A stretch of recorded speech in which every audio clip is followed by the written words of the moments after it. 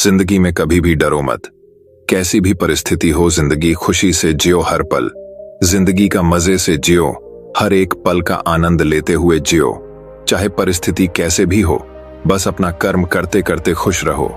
कोई भी परिस्थिति आपका कुछ भी नहीं उखाड़ पाएगी। बस आपको अपना कर्म खुशी से करना नहीं छोड़ना है। इसको हम कहानियों के माध्यम से समझते हैं, तो बिना देर किए चलिए उन कहानियों की शुरुआत करते हैं। पहली कहानी, ये रहस्यमयी बातें अपने करीबियों को भी नहीं बतानी चाहिए। एक गांव में गोलू नाम का एक नौजवान लड़का रहता था। जैसा उसका नाम था वैसा ही उसका स्वभाव भी था, एकदम भोला। वो ज्यादा दिमाग नहीं लगाता था। जैसा उसके घर वाले और लोग उसे बोल देते वैसा ही वो कर देता, और जो उसे लगता बिना सोचे समझे लोगों के सामने वही बोल देता। गोलू के घर की आर्थिक स्थिति काफी अच्छी थी। उसके पिता के पास खेती करने के लिए पर्याप्त जमीन थी, जिसमें अच्छी खासी फसल हो जाती थी। गोलू के माता पिता काफी दयालु स्वभाव के व्यक्ति थे, लेकिन लोग उनके इस दयालु स्वभाव का गलत फायदा उठाते थे। गांव के लोग अक्सर अपनी मजबूरी सुनाकर उनसे अनाज और पैसे उधार मांग लेते, लेकिन लौटाते समय देर करते और तरह तरह के बहाने बनाते। गोलू के माता पिता भी अपने शांत और दयालु स्वभाव की वजह से लोगों पर अपना उधार वापस लेने के लिए दबाव नहीं डालते थे। इस तरीके से दोस्तों, रिश्तेदारों और गांव वालों के बीच उनके बहुत से पैसे उधार के रूप में फंस चुके थे। इसके बावजूद अब भी अगर उनके पास कोई अपनी मजबूरी सुनाकर रोने लग जाता, तो वो उसे भी धन या पैसे उधार देकर उसकी मदद कर देते। शायद अपने माता पिता की वजह से ही गोलू का स्वभाव भी इतना भोला था। इसी बीच गोलू के माता पिता बड़े धूमधाम से गोलू की शादी भी कर देते हैं, लेकिन गोलू की पत्नी स्वभाव से थोड़ी तेज और नाज नखरे वाली थी। इसीलिए वो अपनी मनमर्जी के खर्चे करती और अपनी बातों से घर वालों को दबा कर रखती। लेकिन गोलू अपनी पत्नी से बहुत प्रेम करता था। वो उसकी हर इच्छा पूरी करता और उसे अपनी सारी बातें साझा करता। इसी तरीके से कुछ साल बीत गए, लेकिन एक दिन अचानक गोलू के पिता की तबीयत खराब हो गई। उन्हें गांव के वैद्य के पास ले जाया गया, लेकिन गांव के वैद्य को उनकी बीमारी का पता नहीं चल पाया।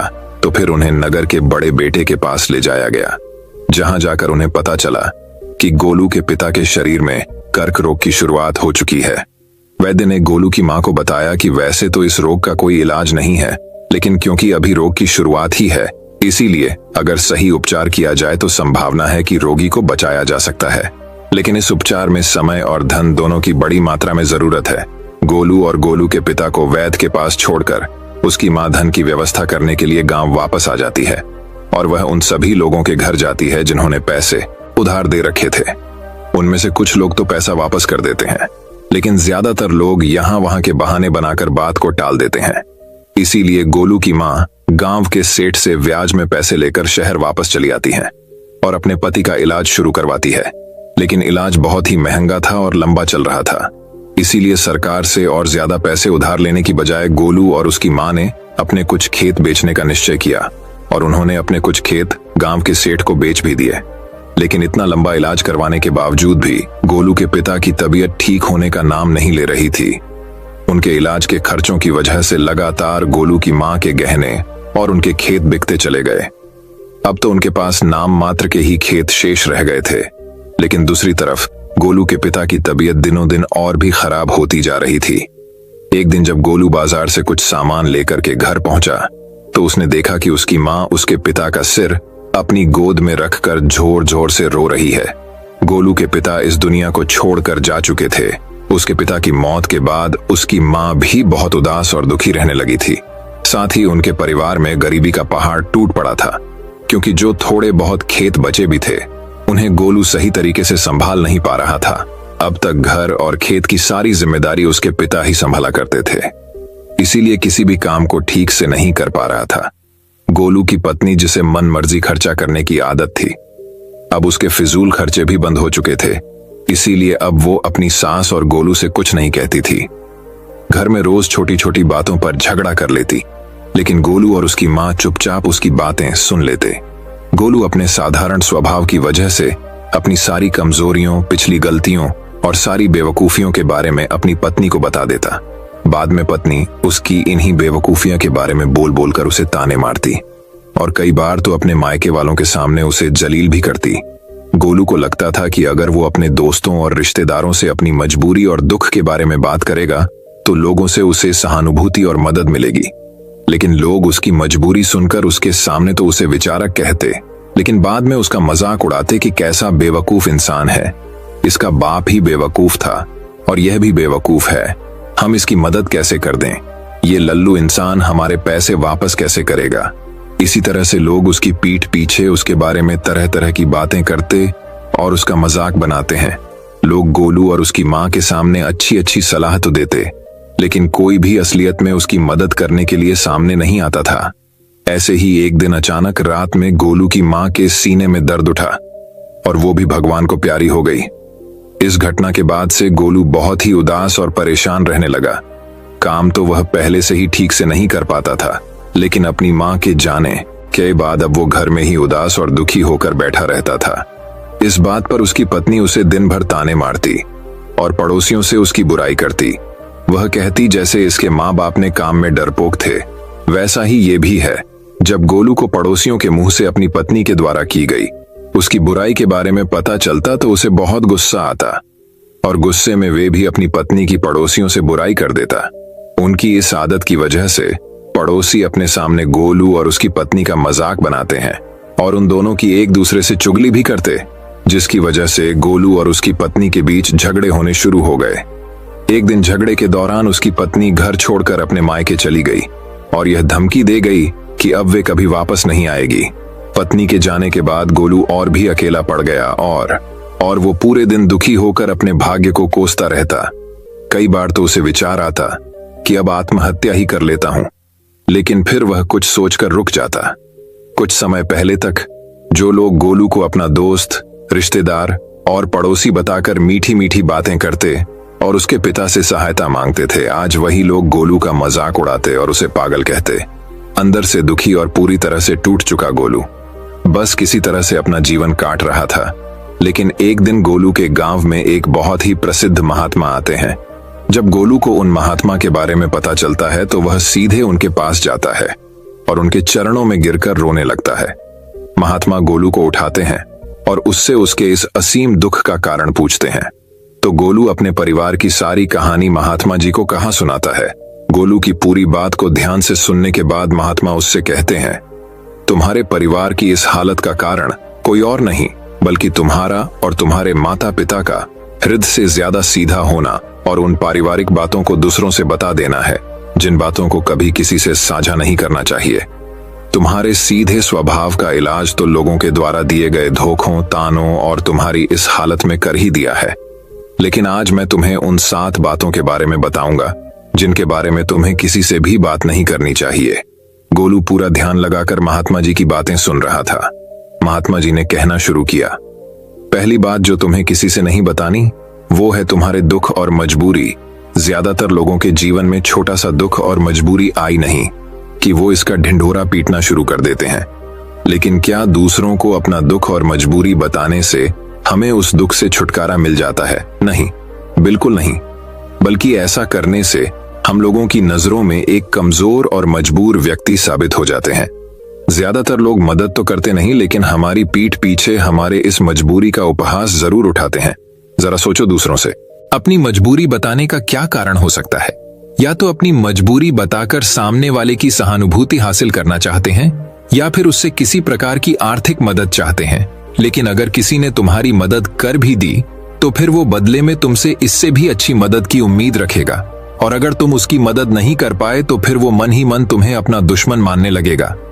और अगर गलती से भी तुमने अपनी मजबूरी अपने दुश्मन को बता दी तो वह तुम्हारी इस मजबूरी का गलत फायदा भी उठा सकता है, क्योंकि वह समझ जाएगा कि इस समय तुम कमजोर और मजबूर हो और तुमसे बदला लेने का यही सही समय है। इसीलिए अपने दुख और मजबूरी किसी के भी साथ साझा मत करो और लोगों के स्वभाव को पढ़ना सीखो, क्योंकि अगर तुमने लोगों के स्वभाव और नियत को गहराई से समझना सीख लिया तो तुम खुद को बहुत सी मुसीबतों से बचा सकते हो। वैसे दोस्तों, किसी भी इंसान की असल स्वभाव और उसकी नीयत के बारे में समझना काफी आसान हो जाता है। महात्मा ने कहा, दूसरी बात जो तुम्हें लोगों से साझा नहीं करनी वो है अपनी अतीत की गलतियां और भविष्य की योजनाएं। अतीत में जो भी गलतियां हमसे हो चुकी है फिर चाहे वो हमारी बेवकूफी की वजह से हुई हो या फिर हमने जानबूझकर की हो, उन्हें किसी दूसरे व्यक्ति को नहीं बताना चाहिए, क्योंकि बताने से अतीत की गलतियां तो ठीक नहीं की जा सकती, लेकिन ऐसा करके हम लोगों की नजरों में उपहास का पात्र जरूर बन जाते हैं। हमारी अतीत की गलतियां पता चलने के बाद लोग हमें शक की नजर से देखना शुरू कर देते हैं और लोगों को हम पर भरोसा भी कम हो जाता है, और कई मौकों पर तो लोग हम पर भरोसा करना ही छोड़ देते हैं। भले ही अब हम वो इंसान ना रहे हो जो उस समय थे जब हमने वो गलती की थी, लेकिन लोग फिर भी हमें हमारी उस अतीत की गलती के साथ ही जोड़कर देखेंगे, और यह एक चीज समाज में हमारी छवि को खराब करती है और एक भरोसेमंद व्यक्ति का दर्जा हमसे छीन लेती है। दूसरी तरफ हमें अपने भविष्य की योजनाएं भी लोगों को नहीं बतानी चाहिए, क्योंकि ऐसा करने के दो बड़े नुकसान हैं। पहला, हर व्यक्ति के अंदर कहीं ना कहीं खुद को दूसरों से श्रेष्ठ साबित करनी और अपनी तारीफ सुनने की चाहत होती है, और ये चाहत उनके अंदर बैठने की वजह से होती है।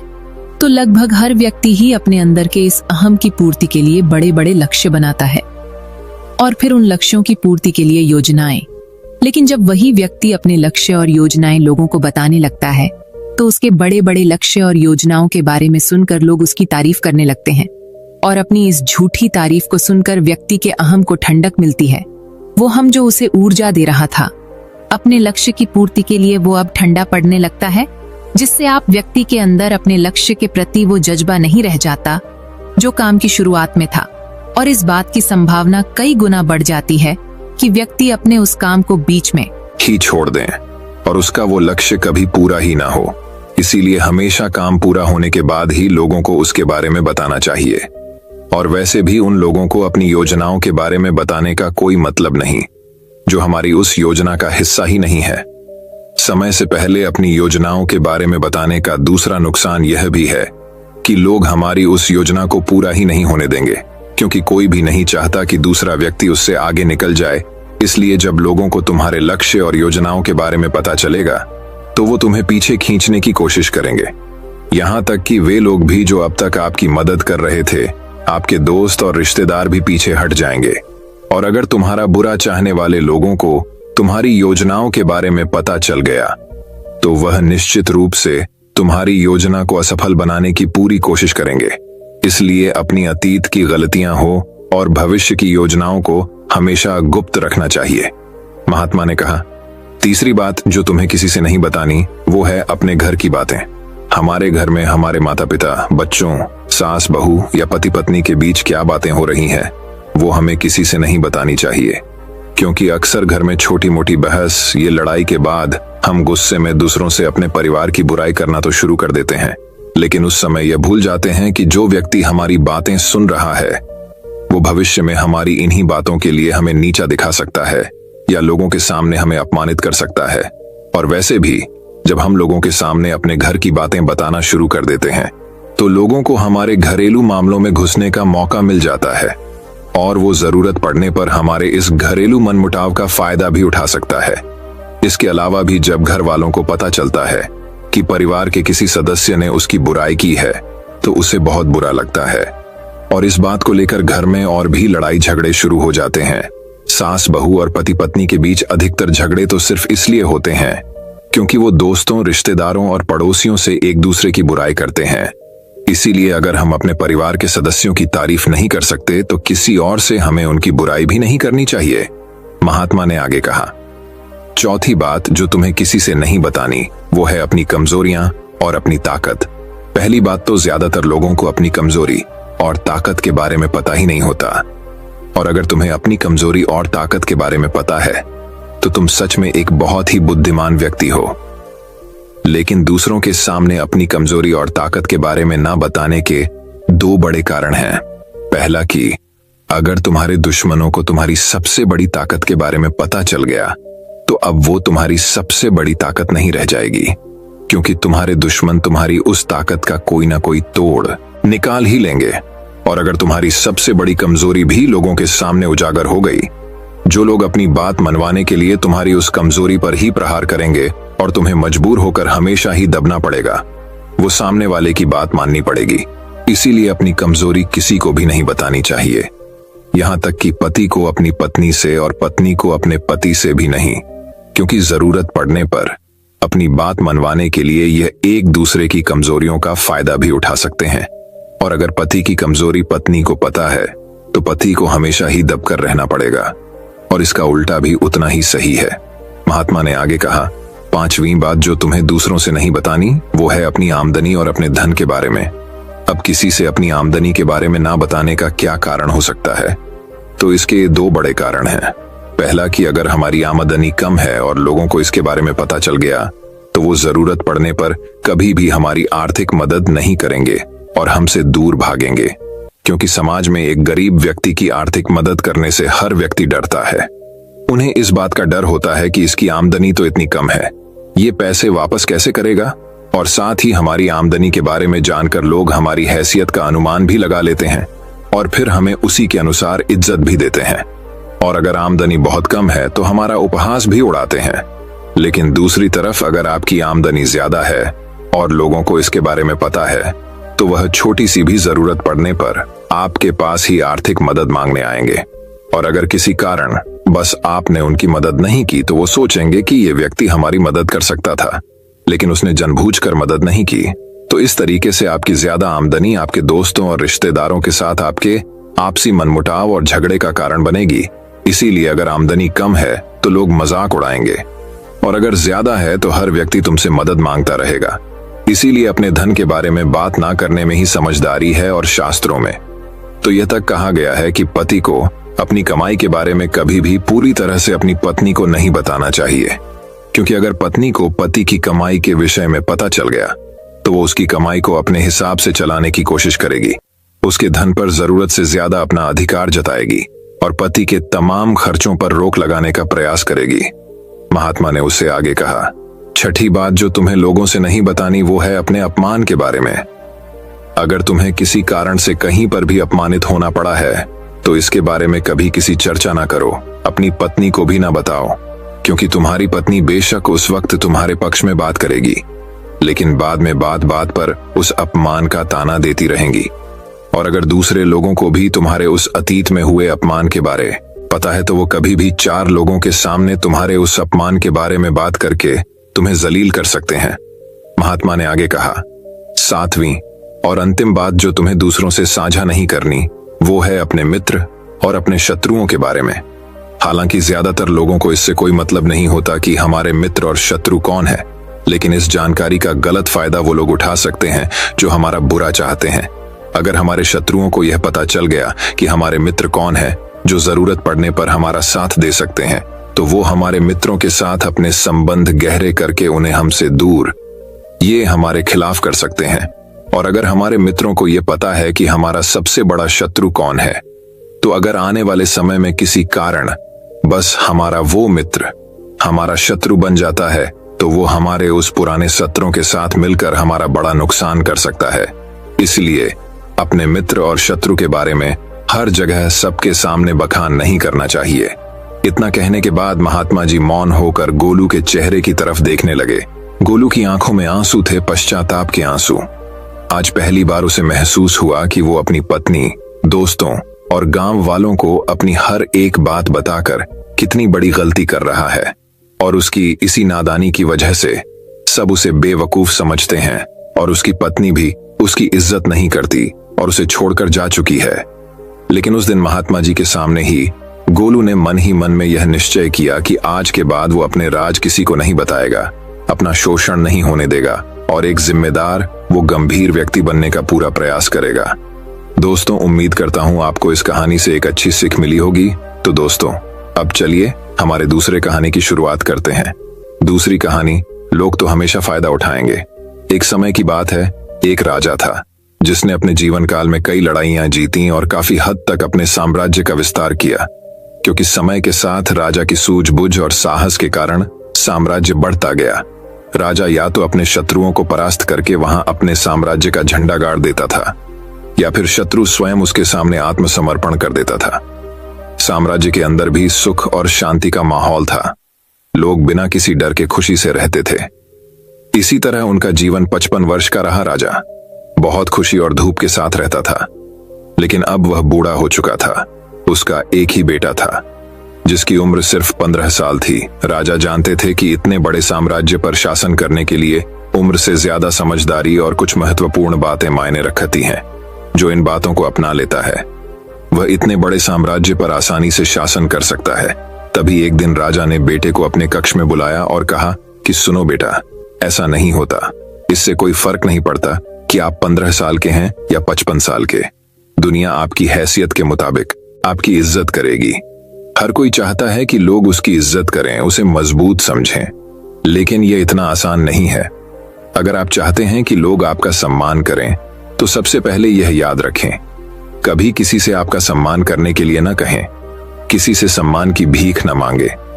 यह कमजोरी की निशानी है, क्योंकि सम्मान लोगों के लिए एक शक्ति है, इतना अनमोल और शक्तिशाली ताकि उन्हें आपका सम्मान करना पड़े। क्या आप जानते हैं लोग समुद्र का सम्मान क्यों करते हैं? क्योंकि वह किसी को भी उसका सम्मान करने के लिए नहीं कहता है। समुद्र की शक्ति से प्रभावित लोग उसका सम्मान करते हैं क्योंकि वह शक्तिशाली है। लोगों के मन में समुद्र के प्रति सम्मान के अलावा आपके पास उस तरह की ताकत बनने का कोई और तरीका नहीं है ताकि लोगों को किसी भी स्थिति में आपका सम्मान करना पड़े। इसके लिए आप स्वयं को जीवन के हर पहलू में मजबूत और शक्तिशाली बनाएं। अपना वादा हमेशा पूरा करें, इससे आपको स्वचालित रूप से सम्मान मिलेगा। साथ ही दयालु बने और दूसरों का भी सम्मान करें।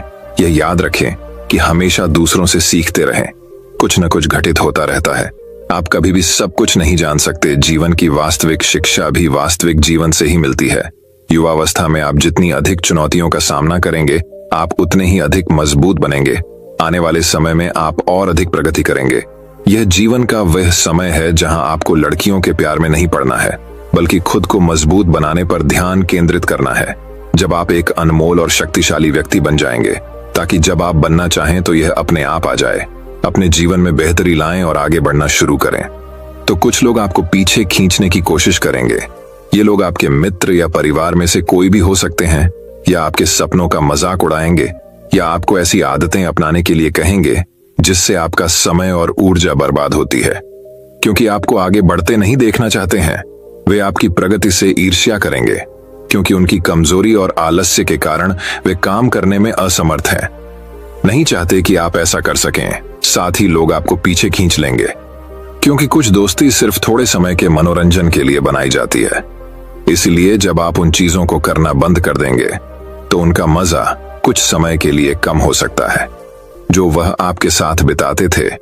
इसीलिए वे आपको पीछे खींचने की कोशिश करेंगे और आपको अपने जैसा बना देंगे। यदि आप सोच रहे हैं कि मुझे इतना त्याग क्यों करना चाहिए, जीवन आराम से जीना चाहिए, इसलिए यह याद रखें कि यदि अपने लक्ष्य के लिए अपनी इच्छा नहीं छोड़ेंगे तो आपको अपने लक्ष्य का बलिदान देना होगा। यदि आप लक्ष्य के लिए हार मानेंगे और कुछ समय के लिए मौज मस्ती में फंस जाएंगे तो जीवन के अंतिम चरण में आपको पछताना पड़ेगा। राजा ने आगे कहा, जब आप लक्ष्य के लिए काम करना शुरू करेंगे तो आपको ऐसे नए लोग मिलेंगे जो आपको समझेंगे और आपको आगे बढ़ने में मदद करने के लिए तैयार होंगे। इसलिए उन लोगों को प्राथमिकता देना शुरू करें जो आपके मूल्यों और लक्ष्यों के साथ जुड़े हों। बस उन लोगों से दूर हो जाएं जो आपको रोक रहे हैं और उनके साथ रहकर आपका भविष्य बुरा हो। बुरे लोग आपके परिवार के सदस्य और दोस्त भी हो सकते हैं, इसलिए उनसे दूर से ही प्यार करें और अपना ध्यान रखें।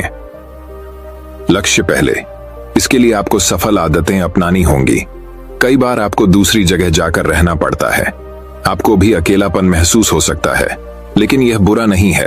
कुछ समय अकेले रहना अच्छा है, क्योंकि इससे यह समझने में मदद मिलती है कि आप वास्तव में कौन हैं और आप जीवन में क्या हासिल करना चाहते हैं। एकांत में आप तब भी अपना काम पूरे ध्यान से कर सकते हैं जब कोई नहीं देख रहा हो। लोगों को सब कुछ दिखाने की जरूरत नहीं है कि आपको क्या मिला और आप आगे क्या करने वाले हैं। बस अपना काम करो, चाहे लोग आपको नोटिस करें या नहीं। और साथ ही मनी मैनेजमेंट के बारे में भी जानें। खुद को शारीरिक और मानसिक रूप से मजबूत रखें। इसके बावजूद आपको जीवन में कई चुनौतियों का सामना करना पड़ेगा और हो सकता है कि कभी कभी आप गिर भी जाएं, लेकिन उसी स्थिति में अपनी हार को खुले दिल से स्वीकार करें। हार सफल व्यक्ति अपनी हार और गलती स्वीकार करता है, उससे सीखता है और उसे बेहतर बनाने के लिए लगातार काम करता है। उन चीजों के बारे में कभी शिकायत न करें जो घटित हो चुकी हैं और जिन्हें आप नियंत्रित नहीं कर सकते। आपको बस उन चीजों पर ध्यान देना है जिन्हें आप नियंत्रित कर सकते हैं। किसी भी चीज को अपनी मानसिक शांति भंग करने की अनुमति न दें। इसके लिए नियमित रूप से ध्यान और प्रार्थना करें। याद रखें कि एक व्यक्ति केवल उतना ही महान हो सकता है जितना वह कल्पना कर सकता है। इसलिए एक बड़ा लक्ष्य बनाएं। जो कुछ भी आपको मिला है उसके लिए भगवान का शुक्रिया अदा करें। उनसे साहसी बनने और जीवन के हर पहलू में जीत हासिल करने की प्रार्थना करें। लोगों को यह समझने के लिए यह याद रखें कि जीवन पूरी तरह से परीक्षा पर निर्भर करता है। एक ही स्थिति में एक व्यक्ति का अपने प्रति दृष्टिकोण दूसरे से बिल्कुल भिन्न हो सकता है। यह प्रत्येक व्यक्ति के विचारों, भावनाओं और व्यवहार पर निर्भर करता है। वह उस चीज को कैसे देखता है। कभी निराश मत होना, अच्छी चीजों पर ध्यान दें। नकारात्मक रवैया आपके जीवन को निराशाजनक बना देगा। भले ही आपके पास बहुत सारा धन और शक्ति हो, जैसे जैसे आप अपने जीवन में आगे बढ़ेंगे तो आप देखेंगे कि आपके दोस्तों का समूह छोटा होता जा रहा है। लेकिन अगर आप बारीकी से देखेंगे तो आपको यह देखकर खुशी होगी कि उनमें से प्रत्येक में कुछ विशेष विशेषताएं होंगी जिनसे आप सीखेंगे और आपको आगे बढ़ने की प्रेरणा मिलेगी। अपने जीवन में जिम्मेदार बने। किसी ऐसे व्यक्ति को अपने साथ ले जाएं जिसे आप अपनी संपत्ति और शक्ति के बारे में सच बता सकें, और वह भी बिना डरे आपकी गलतियों और कमजोरियों के बारे में आपको सच बता सके, क्योंकि एक कड़वा सच हजारों मीठे झूठों से अधिक शक्तिशाली होता है। आपको यह पता चल जाएगा कि वास्तव में आप अपनी शक्ति और संपत्ति में कहां हैं, आपको और कितनी प्रगति करने की आवश्यकता है। मेरे बेटे, इन बातों को अपने जीवन में अपनाकर तुम समय के साथ एक बेहतर इंसान बन जाओगे। जीवन में एक ऐसे मुकाम पर पहुंचोगे जहां लोग आपको बहुत मूल्यवान समझेंगे। लड़कियां आपके साथ रहना चाहती हैं, शक्तिशाली लोग आपसे दोस्ती करना चाहते हैं। इस स्तर पर जीवन आपके लिए एक खेल बन जाएगा। आप जो चाहें चुन सकते हैं और पसंद का काम करने के लिए विकल्प होंगे।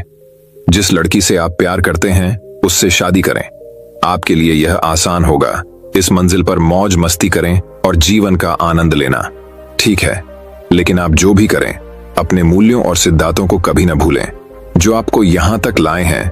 कई सफल होने के बाद फिर से उसी पुरानी स्थिति में पहुंच जाते हैं क्योंकि वह सफलता की चकाचौंध में खो जाते हैं। अपने मूल्यों और सिद्धांतों को भूल जाओ। जो मिला उन्हें यहां, और यही एक चीज उन्हें सफलता के शिखर से नीचे गिरा देती है। और जैसा कि मैंने आपको शुरुआत में कहा था कि दयालु बने और कभी भी सीखना बंद न करें, क्योंकि आप एक बार जीत गए हैं तो इसका मतलब यह नहीं है कि आप हमेशा जीतेंगे। यह हमेशा जरूरी है जीतने की ताकत। इसलिए कभी भी अपने आप को निराश न करें। जीवन के हर पहलू में हमेशा अपनी ताकत बढ़ाते रहें। तो दोस्तों, अब चलिए हमारे तीसरी कहानी की शुरुआत करते हैं। तीसरी कहानी, एक बार एक आदमी था जो सफलता का रहस्य जानना चाहता था। उसे जो भी पुस्तकालय मिला उसने उसे छान मारा। उन्होंने अनगिनत करोड़पतियों से बात की जो उन्हें अपना समय देते थे। यहाँ तक कि उन्होंने कई साल स्कूल में बिताए और पीएचडी की उपाधि हासिल की। उन्होंने इस महान रहस्य की खोज के लिए प्रत्येक जागते घंटे को समर्पित कर दिया। लेकिन जितना अधिक उसने देखा उतना ही अधिक निराश हो गया। उन्होंने निर्णय लिया कि अब कुछ नया आजमाने का समय आ गया है। मैं एक भिक्षु से बात करने जा रहा हूं, उन्होंने घोषणा की। एक व्यक्ति जो अपने आप में पूरी तरह से शांत है, उसे उत्तर अवश्य पता होना चाहिए। अब किंवदंती यह है कि एक भिक्षु था जो निर्वाण प्राप्त कर चुका था और एक विदेशी भूमि के ऊंचे पहाड़ों में रहता था। वह दुनिया और उसमें व्याप्त परेशानियों से छिपाकर अपने तक ही सीमित रहा। सफलता का रहस्य खोजने के लिए उस व्यक्ति ने अपना बैग पैक किया, एक हवाई जहाज का टिकट खरीदा और पहाड़ों के रहस्यमय भिक्षु को खोजने के लिए दुनिया भर में आधी उड़ान भरी। 2 दिन की लगातार यात्रा के बाद वह आदमी आखिरकार देर रात पहुंचा और पास के शहर में एक छात्रावास किराए पर लिया। वह सूर्योदय से पहले उठा और पहाड़ की चोटी पर अपनी यात्रा शुरू की। घंटों आते जाते रहे और वह आदमी चढ़ता रहा। दोपहर बीत गई। 1 बजे, 2 बजे, वह अभी भी शीर्ष पर नहीं पहुंचे थे। अंत में 1 घंटे की धूप शेष होने पर वह आदमी एक अंतिम चट्टान पर चढ़ गया और पहाड़ की चोटी पर समतल जमीन पर पहला मजबूत कदम रखा। चोटी पर एक छोटी सी झोंपड़ी के अलावा वीरानगी थी जो अधिक से अधिक एक व्यक्ति और उसकी पत्नी को आश्रय दे सकती थी। जीवन का संकेत देखकर आभारी होकर वह आदमी झोपड़ी में चला गया। सामने कोई दरवाजा नहीं था, बस पीछे की ओर जाने के लिए एक रास्ता था। जो एक चट्टान के ऊपर लटकते हुए लकड़ी के 3 छोटे तख्तों द्वारा निर्दिष्ट था, जो जमीन पर हजारों फीट की ऊंचाई तक गिरा हुआ प्रतीत होता था। सावधानी से उस आदमी ने अपना पहला कदम बाहर तख्त पर उठाया, झोपड़ी की साइडिंग पकड़ ली और कोने के चारों ओर अपना सिर रख दिया, जैसी कि उसे बहुत आशा थी।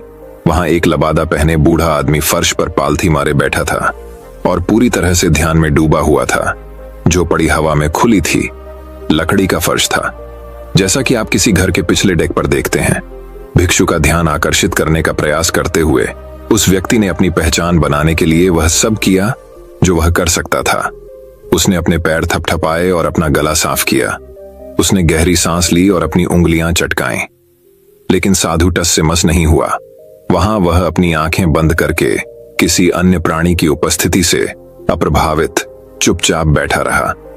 कई क्षणों तक बेसब्री से इंतजार करने के बाद उस व्यक्ति ने फैसला किया कि वह अपने शब्दों का उपयोग बर्फ तोड़ने के लिए करेगा। सर, मैंने निर्वाण प्राप्त करने में आपकी सफलता के बारे में बहुत अच्छी बातें सुनी हैं। मैं आशा कर रहा था कि आप मेरे एक प्रश्न का उत्तर दे सकेंगे। क्या आपको लगता है कि आप ऐसा कर सकते हैं? साधु ने कोई उत्तर नहीं दिया तो उस आदमी ने एक बार फिर अपना मुंह खोला। मैं सफलता का रहस्य जानना चाहता हूं। भिक्षु ने तुरंत अपना सिर घुमाया और जमीन से उठते हुए उस व्यक्ति की आंखों में सीधे देखा। अंत में सीधे खड़े होकर साधु ने अपना शरीर पूरी तरह से उस आदमी की ओर कर दिया और 2 जोरदार कदम आगे बढ़ाए, जब तक कि वह उस आदमी के चेहरे के कुछ इंच के भीतर न आ गया। उसकी आंखों में क्रोध और झिझक का मिश्रण था। वह एक पल के लिए रुके और फिर धीरे से बोले, आना। भिक्षु एक नई ऊर्जा के साथ उड़ गया, जैसे कोई दिव्य आत्मा उसमें भर गई हो। वह पहाड़ी चट्टान पर लटके रास्ते की ओर भागा और नाचता हुआ दूसरी ओर चला गए। उसने कोने का चक्कर लगाया और उस रास्ते पर चल दिया जिसे उस व्यक्ति ने ऊपर जाते समय नहीं पहचाना था। अचानक यह आगे बने रहने की होड़ बन गई। वह आदमी जो शारीरिक चुनौती के लिए तैयार नहीं था, पहले तो बहुत पीछे रह गया। वह जितनी तेजी से भाग सकता था भागा, केवल इतना कि साधु की नजरों में रहे। वह आश्चर्य से देख रहा था कि भिक्षु पहाड़ से एक एक करके प्रत्येक चट्टान और शिलाखंड पर तैर रहा है, जैसे कि गुरुत्वाकर्षण से अप्रभावित हो। धीरे धीरे संघर्ष कर रहे व्यक्ति को ताना मारते हुए साधु ने प्रत्येक कदम पर इतनी कृपा और सहजता से छलांग लगाई। कुछ मिनटों के बाद साधु उस आदमी की नजरों से ओझल हो गया। केवल विश्वास ने ही अब उसका मार्गदर्शन किया, क्योंकि वह पहाड़ से नीचे उतरता रहा और उम्मीद कर रहा था कि भिक्षु अंततः नीचे उसकी प्रतीक्षा कर रहा होगा। ऐसा लग रहा था जैसे कई घंटे बीत गए हों और अंततः उस आदमी ने पहाड़ की तलहटी में भिक्षु के साफ गंजे सिर से चमकते सूरज को डूबते हुए देखा हो। अपनी आखिरी सांस के साथ उसने राहत की सांस ली। उन्होंने चुनौती पार कर ली थी। वह आदमी आखिरकार पहाड़ के नीचे पहुंच गया, जहां साधु समुद्र तट की एक छोटी सी पट्टी पर खड़ा था। हांफते हुए, आंखों में पसीना टपकाते हुए वह आदमी साधु के बोलने का इंतजार करने लगा। साधु शांत खड़ा होकर सूर्यास्त की ओर देख रहा था। कुछ मिनट बाद साधु अंततः बोला, तुम क्या चाहते हो? वह आदमी थोड़ा निराश हो गया कि उसका समय बर्बाद हो रहा है। उसने अधीरता से सवाल का जवाब दिया, मैंने तुमसे कहा था, मैं सफलता का रहस्य जानना चाहता हूं। पहली बार भिक्षु मुस्कुराया और कहा, मेरे पीछे आओ। जब वह पानी में चला गया और गहराई में खड़ा हो गया, उस व्यक्ति ने झिझकते हुए और भ्रमित होकर वैसा ही किया जैसा भिक्षु ने कहा था और ज्वार की ओर चल दिया। जैसे ही उसने पानी में अपना पहला कदम रखा, उसकी रीढ़ की हड्डी में ठंडक दौड़ गई। यह उसकी पसंद के हिसाब से कुछ ज्यादा ही ठंडा था। वह एक क्षण के लिए रुका, एक गहरी सांस ली और पानी में उतरता चला गया। कुछ और सतर्क कदमों के बाद वह व्यक्ति काफी गहराई में था और भिक्षु के बगल में लगभग 2 फीट की दूरी पर खड़ा था। भिक्षु के दोबारा बोलने से पहले वे 1 मिनट तक मौन खड़े रहे। आप क्या चाहते हैं? सर, मैं आपको पहले ही 2 बार बता चुका हूं, उस व्यक्ति ने स्पष्ट रूप से चिढ़ते हुए कहा। समुद्र में खड़ा होकर क्या करेगा? कृपया मुझे सफलता का रहस्य बताएं। साधु ने उस आदमी की हताशा को समझते हुए एक बार फिर शांति से कहा, मेरे पीछे आओ। इस बार वह गर्दन तक गहराई तक खड़े होकर पानी में कुछ फीट और चला गया। इस बात पर वह आदमी क्रोधित हो गया। उन्होंने आधी दुनिया की उड़ान भरने में अपना समय और पैसा बर्बाद करने के अपने फैसले पर सवाल उठाया था। वह मुड़कर घर जाने ही वाला था कि भिक्षु पानी में क्षितिज की ओर मुंह करके चुपचाप खड़ा हो गया, अपनी इच्छा के विरुद्ध। उसने कुछ और कदम उठाए और समुद्र तल पर अपने पंजों के बल चलते हुए और अपनी डांडी को ऊपर उठाकर भिक्षु के पास पहुंचा, ताकि उसका मुंह पानी के ऊपर रहे। कहीं से भी उस आदमी को महसूस हुआ कि दोनों कंधों पर एक मजबूत पकड़ उसे नीचे खींच रही है। इससे पहले कि वह प्रतिक्रिया कर पाता, वह पानी के अंदर था। कुछ सेकंड के बाद यह स्पष्ट हो गया कि यह पकड़ नहीं होने वाली थी। अब यह उसके जीवन की लड़ाई थी। भिक्षु इतना छोटा, नाजुक दिखने वाला था, फिर भी उसकी शक्ति असाधारण थी। वह आदमी बहुत लड़ता रहा, लेकिन साधु की पकड़ से बाहर नहीं निकल सका। पहाड़ से नीचे लंबी दौड़ के कारण अभी भी उसकी सांस फूल रही थी। उसे महसूस हो रहा था कि उसकी सहन शक्ति तेजी से खत्म हो रही है। वह जानता था कि कुछ ही सेकंड की बात है जब वह बेहोश हो जाएगा और डूब जाएगा। वह आदमी हार मानने वाला था।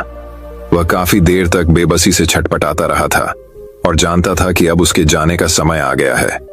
वह कुछ सेकंड के लिए निश्चल बैठा रहा। फिर एक ऐसी इच्छा शक्ति जो लगभग अलौकिक महसूस हुई, उसकी आत्मा में भर गई। एक आखिरी प्रयास से आदमी ने समुद्र तल पर अपनी ताकत इकट्ठी कर ली। उसने अपने पैर मोड़कर पानी की सतह की ओर छलांग लगा दी। उसने अपनी भुजाएं घुमाई और अपनी पूरी ताकत से चिल्लाया और साधु की राक्षसी पकड़ से छूट गया। उसने हवा में अपनी पहली सांस ली और महसूस किया कि उसके फेफड़े एक बार फिर ताजी ऑक्सीजन से भर गए हैं। कुछ ऐसा जो उसने सोचा था कि उसे फिर कभी महसूस नहीं होगा। वह कुछ मिनटों के लिए अचंभे में पड़ गया। उसके चेहरे पर डूबते सूरज की चमक के साथ जैसे ही उसने अपनी सांसें संभाली, उसकी आंखें बंद हो गईं। जब तक उसे होश आया, साधु उसके पास से जा चुका था। उस आदमी ने समुद्र तट की ओर देखा और देखा कि साधु रेत पर खड़ा है और उसे धैर्यपूर्वक देख रहा है। घबराहट अचानक गुस्से में बदल गई। वह आदमी तेजी से तैरकर किनारे पर आ गया। उसने रेत पर अपना पैर जमाया और साधु की ओर दौड़ा। अरे, वह आदमी चिल्लाया, तुम्हारी समस्या क्या है? जैसे ही उसने भिक्षु को रेत पर धकेल दिया और उसके ऊपर कूद गया, उसने साधु का गला जोर से पकड़ लिया और उसके पापा भींच लिए। अब दम घुटने की बारी साधु की थी। क्रोध से क्रोधित होकर उस व्यक्ति ने साधु को नीचे गिरा दिया और असहाय कर दिया।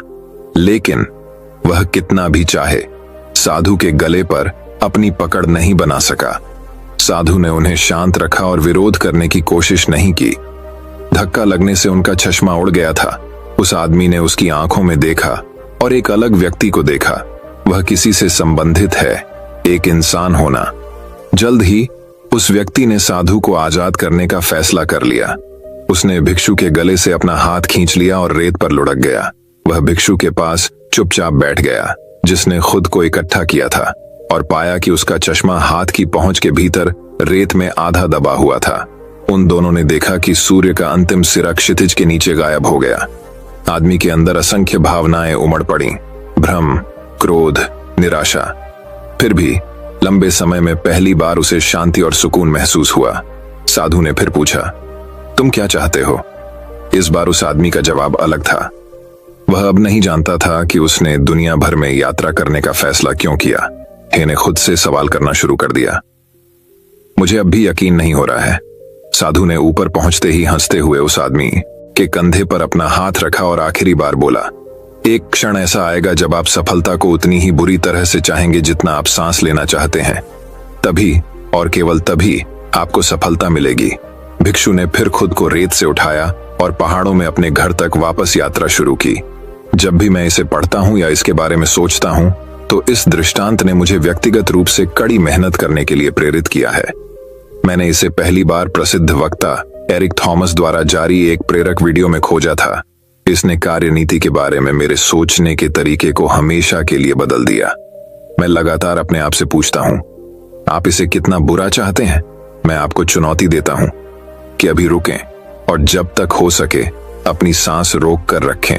अपने आप को उस सीमा तक धकेलें, उस बिंदु तक जहां आपको लगे कि आप बेहोश हो जाएंगे। आप देखेंगे कि आपकी इच्छा शक्ति गायब हो गई है और ताजी हवा की भारी इच्छा हावी हो गई है। हवा की चाहत के कारण हर शुक्रवार को बाहर जाने का मन करता है। हर बार जब आप एक ब्रेक लेना चाहते हैं और नेटफ्लिक्स देखना चाहते हैं, हर रात आप अपने आप से कहते हैं कि आपको सब कुछ छोड़ देना चाहिए और सो जाना चाहिए। आप जल्द ही पहचान जाएंगे कि सफलता चाहने का वास्तव में क्या मतलब है। जब आप सुरक्षित रूप से कह सकते हैं कि आप उतनी बुरी सफलता चाहते हैं जितनी आप सांस लेना चाहते हैं, तो मैं गारंटी देता हूं कि सफलता मिलेगी। कुछ ही समय की बात है। शांत रहें और आगे बढ़ते रहें। दोस्तों, मैं उम्मीद करता हूं कि यह कहानी सुनने से आपके जीवन में अच्छे बदलाव आए होंगे। आपको इस वीडियो से क्या सीखने मिला, ये कमेंट करके जरूर बताएं और अपने परिवार, दोस्तों या आपके करीबी इंसान के साथ ये कहानी शेयर करके उन्हें भी इस ज्ञान से परिचित करवाएं। बाकी अगर आपको ये वीडियो दिल से अच्छी लगी हो तभी इस वीडियो को लाइक कर देना, और आपने अब तक इस चैनल को सब्सक्राइब न किया हो तो चैनल को सब्सक्राइब भी जरूर कर देना। आपका हर दिन शुभ हो और खुशियों से आपका जीवन भरा रहे। धन्यवाद। नमो बुद्धाय।